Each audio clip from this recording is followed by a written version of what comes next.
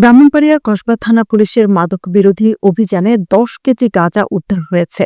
অভিযানে 2 মাদক কারবারিকে গ্রেপ্তার করা হলেও একজন পলাতক রয়েছে।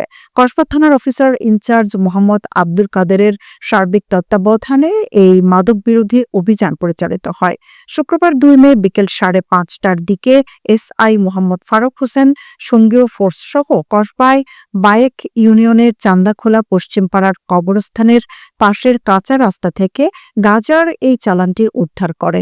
গ্রেপ্তারকৃত আসামিরা হলেন চট্টগ্রামের সাতকানিয়া থানার কাঞ্চনা এলাকার আশিস পাল রাজু এবং কসবা শালদা নদী এলাকার দেলোয়ার হোসেন।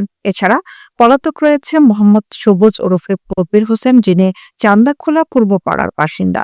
কসবা থানার ভারপ্রাপ্ত কর্মকর্তা ওসি মোহাম্মদ আব্দুল কাদের জানায়, মাদকের বিরুদ্ধে জিরো টলারেন্স নীতিতে এ ধরনের অভিযান অব্যাহত থাকবে।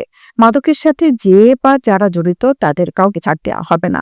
গ্রেফতারকৃত ও পলাতক মাদক বিরোধী ব্যবসায়ীর বিরুদ্ধে মাদকদ্রব্য আইনে মামলা রুজু করা হয়েছে।